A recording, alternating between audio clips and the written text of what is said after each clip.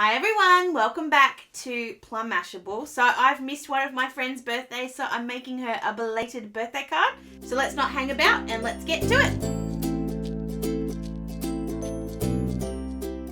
Alright, so I'm actually recreating a card I made a really long time ago. I didn't make it on camera, I made it off camera, but I thought I loved it and I don't know why I didn't put it on camera, but I didn't.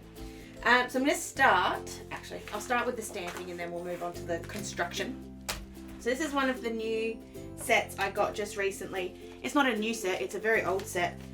But I didn't have it and I love the leaves on here more than, like the sloth's great too, but I love the leaves that are on here. So I'm just going to grab the sloth, we'll start with him and we'll just colour him in.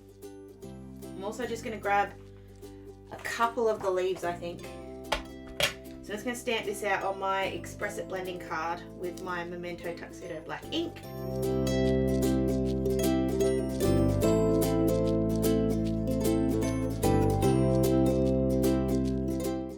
Sometimes I have a little trouble remembering what sloths actually look like, so I'm just going to really quickly just Google. This is not a cheats way to do it, but a really cool way if you're not quite sure what colour to colour in, you can just kind of look up a sloth image.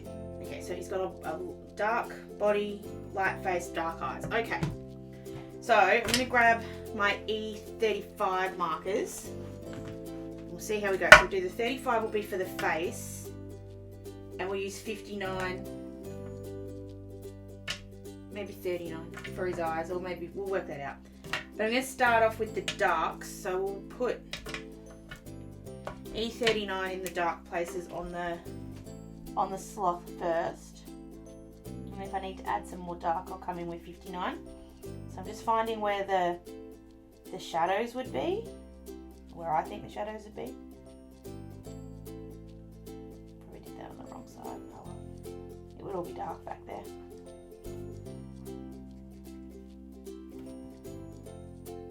Just a little bit of shadowy stuff. And then I'll come in with E37 and just kind of blend that out. And then we'll go back in with the 39 and add some fur.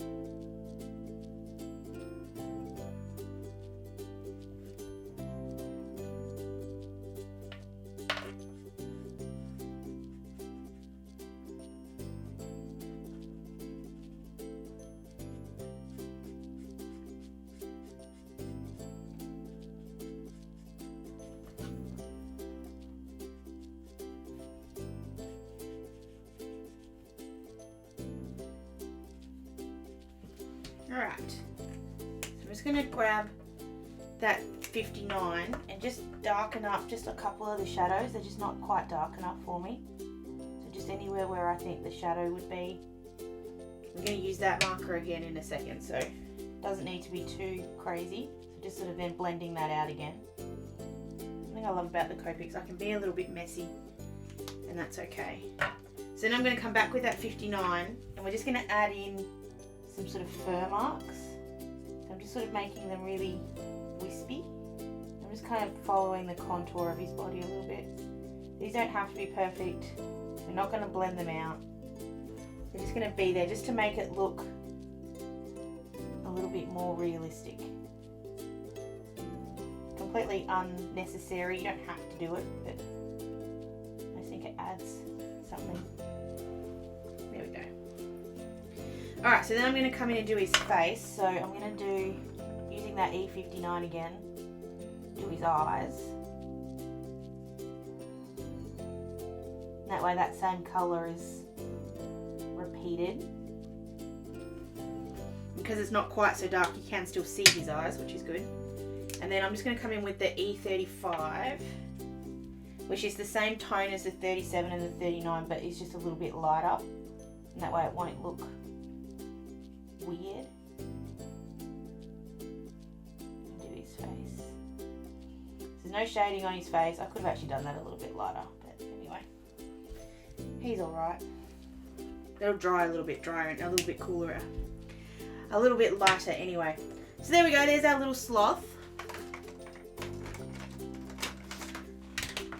For his branch, I'm going to do these in E74 and E71. These are kind of old, they make it look like old wood, which is sort of the look I'm going for. So it kind of like an old forest, and it's a different shade of brown, so you don't just have this whole image as brown. There is a darker one that goes along with this, that's the E79, but I don't think I need the dark. So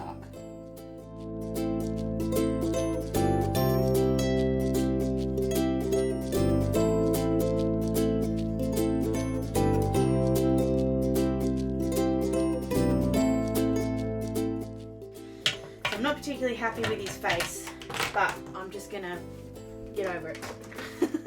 I think I should have gone a shade lighter. For the greens, I'm just going to use the G07 and G14 just to, not for the leaves, for the leaves I'm going to use these greens. I'll get the words out in a minute.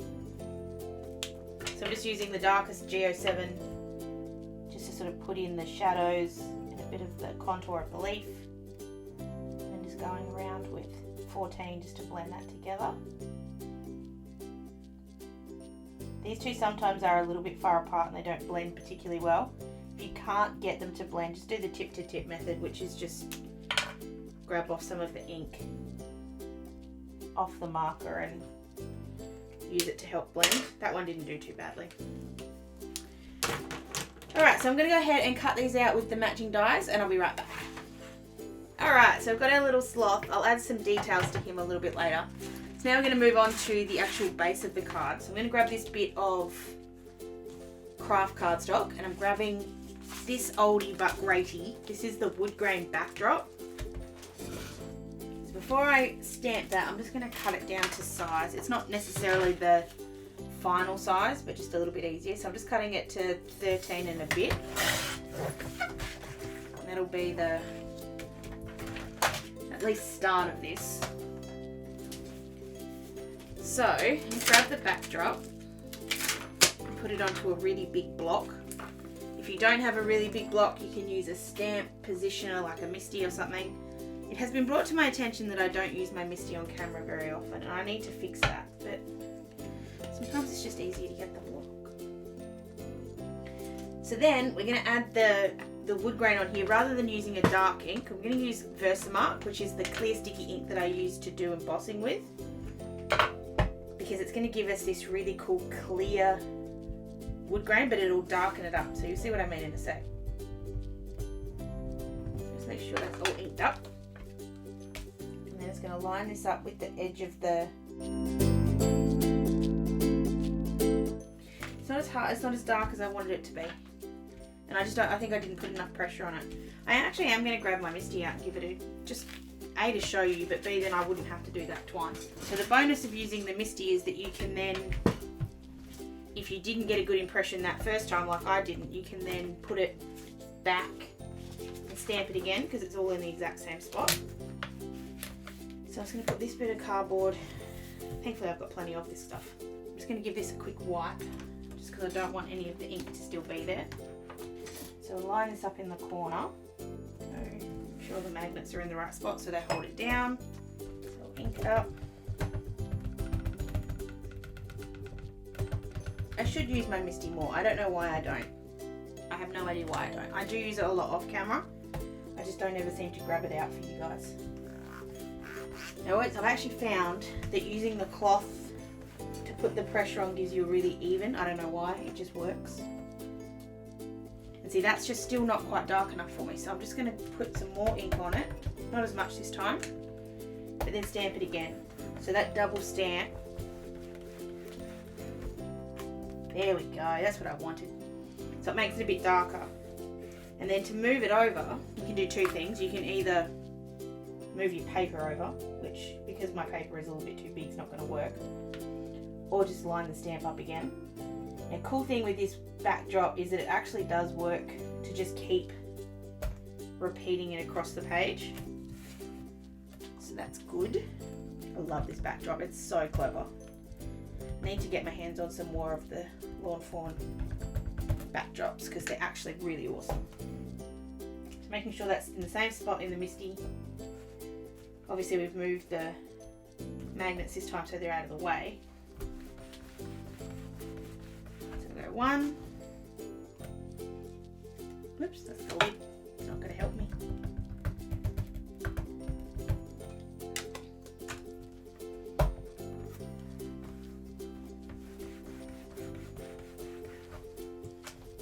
And there's the second one. So it has repeated it, but because these two are wonky, it just looks like it's moved it over. So it looks really cool. So that's going to be the sort of base, I guess, of the card.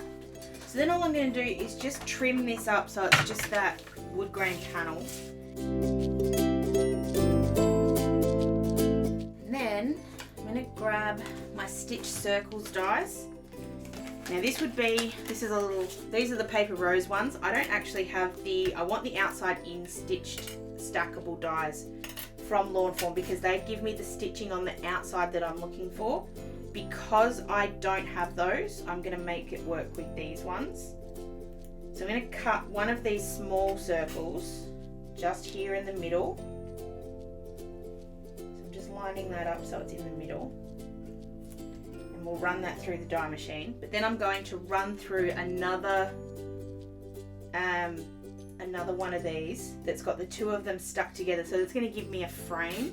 And that's going to have the stitching on it. So I'm just going to go ahead and run these both through.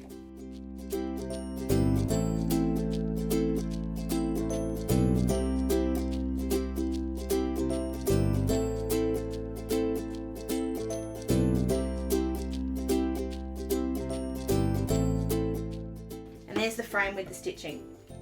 So it doesn't look like much now, but I'm going to add a little bit of ink to it. So I've just got gathered twigs. Going to double check that this is the right shade. Just on a bit of scrap. Yes, that's the right shade. And I'm just adding just a little bit of darkness around it.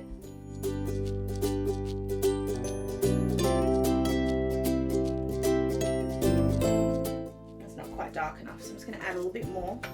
I'm just going in a bit heavier now. It's going to be an inky fingers video.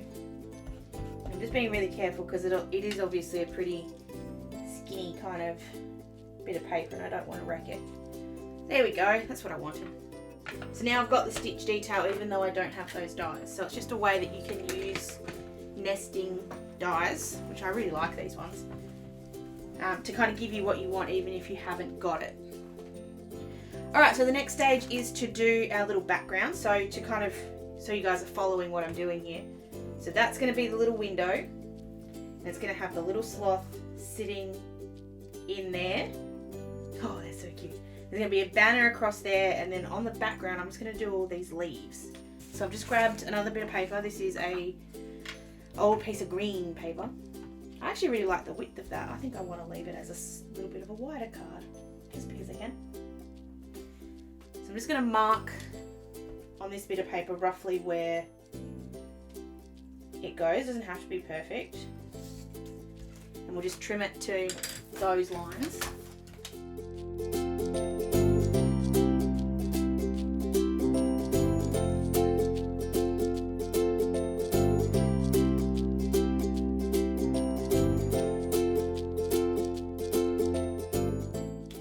I'm actually thinking that might be too green now that I'm looking at it. I think I need to come down a shade in green.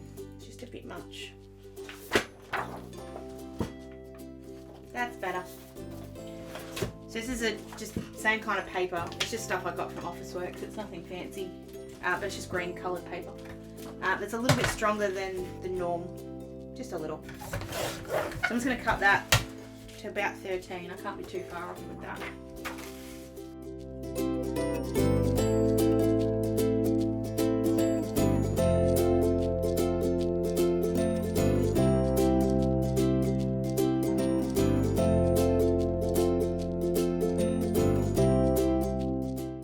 just need to work out which of my stamp colours matches this one, because I want a tone on tone kind of leaf look in the background.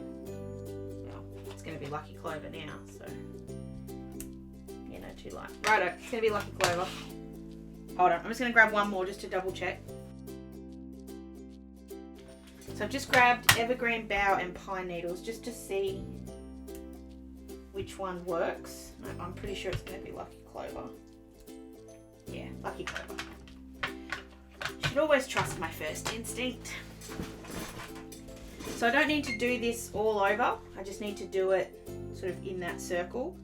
If you really don't want to sit here and do it for too long, you can just mark sort of just going under that a little bit. And I just put that back on top. Can I see it? No, I can't, so I'm right.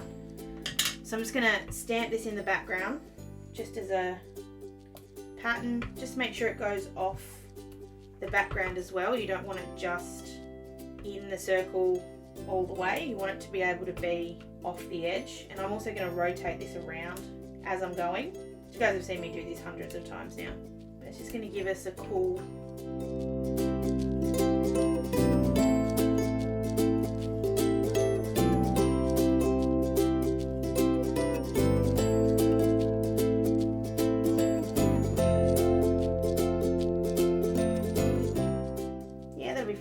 It doesn't need to be 100% perfect. Give it a quick clean. I'm kind of thinking it needs to have something, just something little as well. Just grabbing, this is YG 67.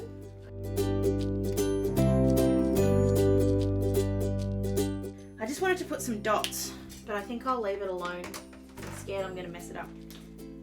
So I'm just going to mark that roughly where it needs to get cut. I'm not even going to rub that pencil line out because, oh, actually, I might, because you may see it. If you're on the wrong angle, you might see it.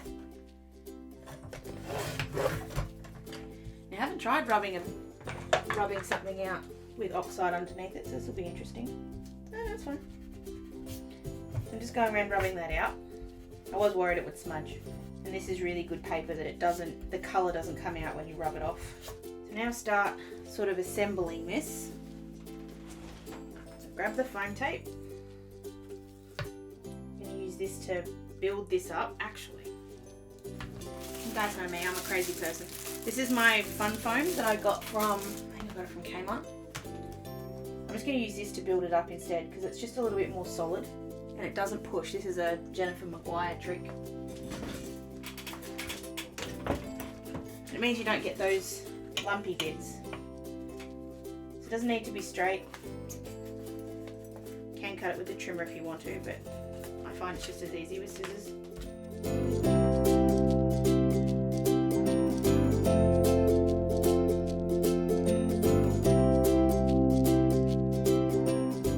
Now I deliberately want to leave around the circle not popped up, because I'm going to be tucking things in there. So I'm just going to use some double-sided tape, just normal double-sided tape to stick those down. And that's just because glue tape doesn't work so well on the foam.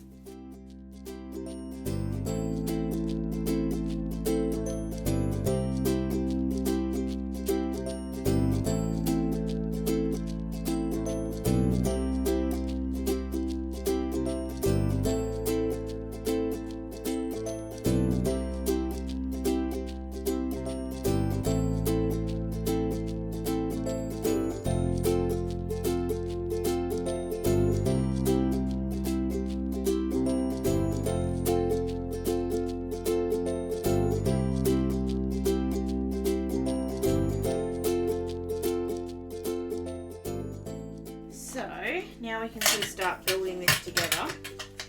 Noisy. I'm going to grab the liquid glue and put that around the frame. Probably should have done that before I put the foam on the back, but it'll work.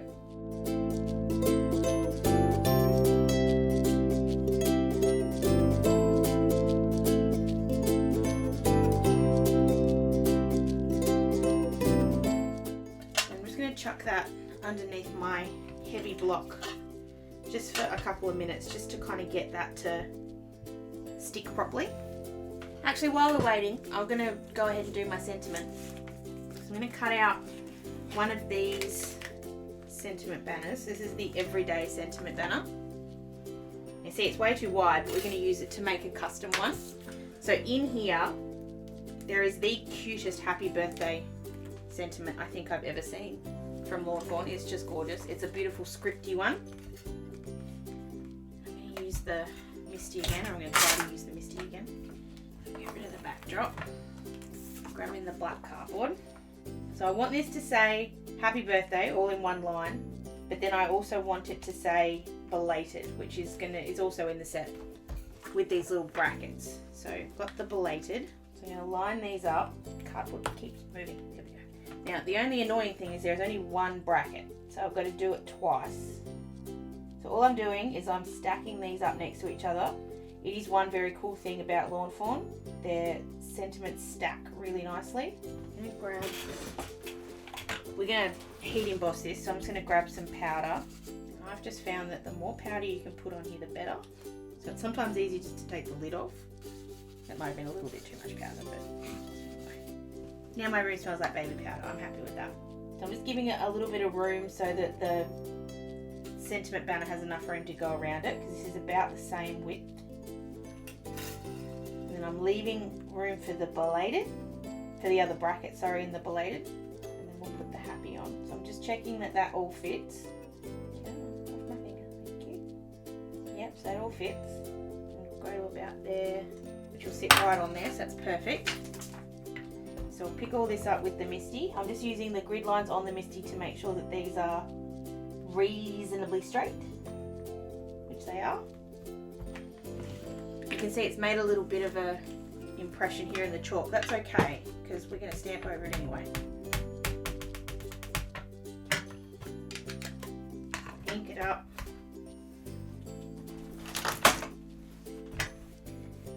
And just press down. Ooh. Alright, so I think my bracket's a little bit too close, too far away, sorry. So all I'm going to do is grab that chalk and just go over the top of where the VersaFine was. Now if this doesn't work, that's okay. I have seen it work, but it might not work for me. And then with the little bracket, I'm just going to go back in and just do this without the misti. And we'll see if that works. If it works, that's great. If it doesn't, I'll just stamp it again. It's okay. So I'll just take it out and we'll just heat emboss this one. So I'm just using white powder for this. This is the Ultra New Crisp White. And it's, I would say it's my favourite, but it's actually the only white one I've actually ever tried. So I'm going to go with it's my favourite. Now I can still see, yeah, alright. So I'm just going to tap all of that off, so that way I don't waste any, or waste only a little bit. I'm just going to go ahead and stamp that again.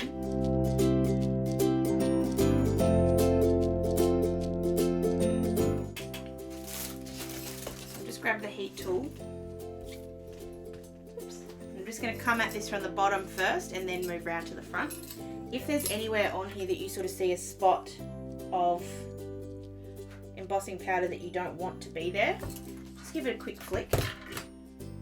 And if you do what I just did and realise that there's actually flicked off the wrong thing, just again do what I just did and just put it back on again. So I'm just flicking that away, trying not to hit the words. Okay. So come up from underneath, and then that'll melt, and then you come over on the top.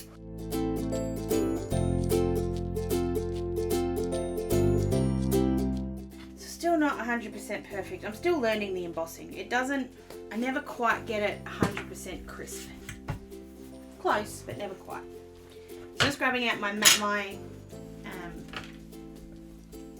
cloth again, and just giving that a rub over the top, and that'll get rid of all that extra chalk. So now go back to being a beautiful black bit of paper. Sheesh. And grab the banner. Now it looks like I'm cutting off the Y, but I think it'll actually work. Sometimes it just sort of looks like it because of the border.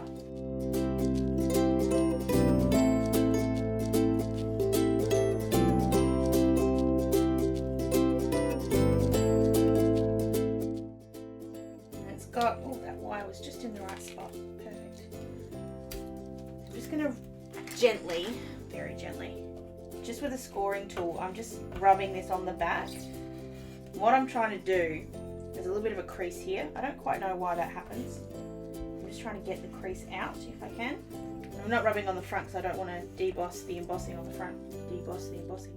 And then using the other end of the banner, I'm going to line that up and just run that through again, and that'll trim it off so that it's like a custom banner. Alright, so let's put this bad boy together. Just need to do the same thing on the back with the foam tape and just cover it so we've got enough. Stick the double-sided tape to the foam so that we can put this together.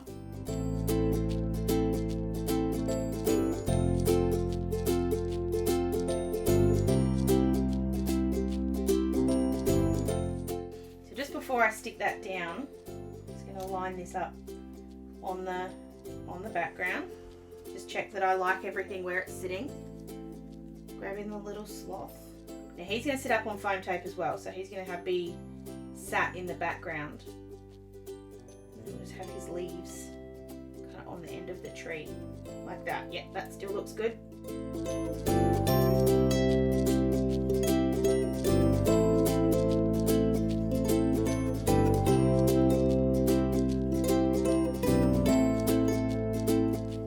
Doesn't matter if it's not 100% right, as long as you can't see it, it'll be fine.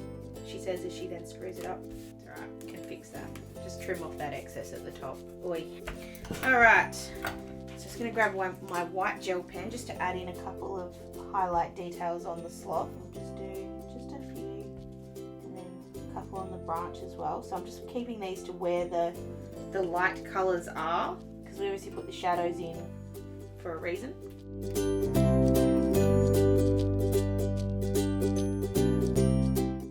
Grabbing my black glaze pen as well. I'm just adding a little bit of detail to his eyes and his nose, just so that they look just a tinsy bit more real. So while that's drying off, we'll get the banner in the right spot. So I'm going to put that on some foam tape just so it's, again, up just a tinsy bit. As you can tell, I love dimension. It's my favourite thing. You could use, actually, it's a much better idea. So I'm going to use some black foam tape instead of the white foam tape. 2 reasons. Number one, obviously it fits into the background a little bit better. But this black foam tape isn't quite as thick as my white foam tape, so it won't add quite as much bulk. That's down. Alright, so before I stick it, I just like to put everything in the right spot. Get the foam tape out for little Mr. Sloth. I'm just making sure his eyes are dry. He's been crying. He hasn't. Sorry, I'm being silly now. Just put those strips down. I think this is why my scissors get so sticky. So I cut foam tape up. So I want that to go right on the branch, so I'm just cutting that a bit thinner so that it does. Go. I'm still just going to tuck that in behind it. And then for the little leaves, I'm just going to stick them on with just some glue before we all put it all into place. So I'll put one there. This is where reverse grip tweezers are awesome because they'll hold this still on. I'll just let that sit there while that dries. I'm just working out where I'm going to put the other leaf.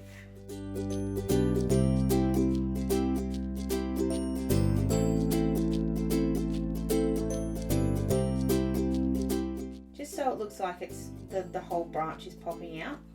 Don't like the way that's sitting. I'm just going to add I still have a little bit of that foam tape left. I'm just going to add a couple really small little bits just underneath the leaves because they just don't have as much support as I thought they were going to.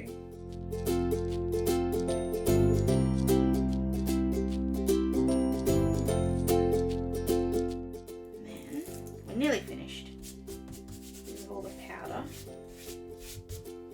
Put the belated birthday just on top. So there's our little sloth. We're 90% finished. I'm just going to do the inside of the card. We'll stack it to the card base. So I'm just grabbing a plain bit of white cardboard. Because we did this wider, it's not going to be a standard size card base. So I'm just going to measure it out.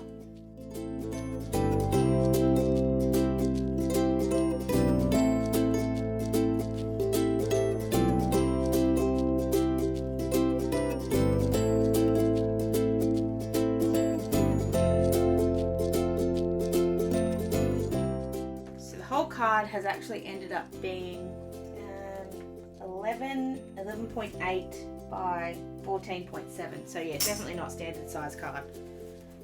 But don't care. Just have to make an extra, not an extra cool envelope, like a personalised envelope to go with it, which is fine. I'm just going to use liquid glue to put this down just because of the foam on here. Glue tape won't work so great because it won't get a good grip. Okay, I'm just going to use my little trick for lining this up, which is using my scoreboard to help me. And then on the inside, there's another sentiment in here that just says, sorry, I'm slow, which I just think is gorgeous. So I'm just going to put that on there very quickly, stamp that on the inside, and then we'll be done. Here we go. And then we have our little slothy belated birthday card. I just love the dimension in this one. I think it ends up working really well. The actual background and the sloth are on the same level because we've added in all that foam. But it just adds something. It's really, really cool, really dimensional, and I think just anyone would be really happy to have it. So that's it for this video. I hope you did enjoy it. Please give it a big old thumbs up if you did. Don't forget to be subscribed to my channel so you don't miss any card making videos in future. And if there's a particular lawn fawn set you'd like me to try and use in a card, please let me know. You can leave it down below or on any of my socials. Thank you guys so much for watching. I hope you have an awesome day, and I'll catch you in my next video. Sending lots of huggles. Bye!